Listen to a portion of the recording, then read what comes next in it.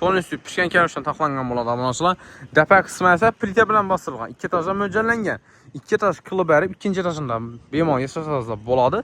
Pəsi qismini xaxasada dükan qısazdan boladı. Hazırca 2 dana boks mövcud abunçular. Əldə tamamla düşünün. Pnevmet bolt tutdu. Bir anda Xenoni zonası mövcud. Şimdi birinci boksumuza gələn olsa abunçular. Şimdi şpaqlıq gələn çıxıb tutdu. Akkuratni. Üzəriz özgərsiz getməsəniz boladı abunçular. Stroy dükkanı təsdiqləmə üzəriz ona yarıza qaraqlı xaxlasa taxlaşlar arasında. Birinci boksumuz boladı. 6'a 6 abunçular.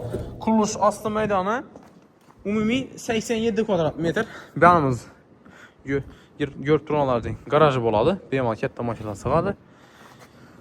Karanlar. Beyamallar xaxlasanız özgərsiz getəməndəsizə belə divanlarımızı bərib doğru polisi eminim bir xana qılıb əsəzlərən boladı. Eğer de sık atasında faydalanır yok dükkan kılaman deseyse bir anda dükkan kılıp bir anda işlep çıkarsazaran burada bunlar. Ben tamamen göstereyim sizlere. 2 boksam 6'a 6 abunçular. Evet lazım.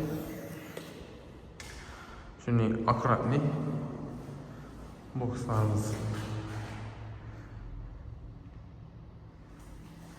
Narxı aytib ötkenlik abunçular 2.350.000 somdan kvadratı. Neçə son oldu? Kommenter yazıb ketinglər. Narxı arzanmı, qımmatmı olan fikirlərinizi kommenter yazıb keçsizdə boladı. Hörmətli abunəçilərimiz. Arka tamamda yenə yerlər mövcud. Görüb durumlarınızı. Xullas. Vahşi şokolad narxda. Xulaq xaflasa. Yenə gəlişib belə də igəsi bunlar. Alaka çıxarırsa bemalol.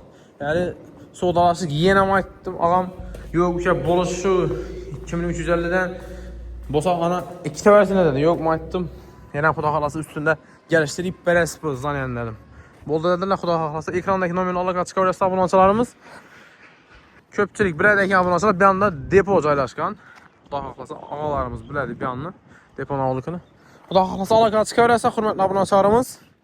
Ekranda nominal olanı kimdə satılan ücayla boladı olsa yok ki de maşinlə olsa bizə bilən tez olsa satılır boladı. Videodan da kəmçiklə olsa özü saraf kanalımız. Kimdə satılan ücayla olsa Xuda xalası skilkən hafta reklamı qıb verəmiz abunçalar.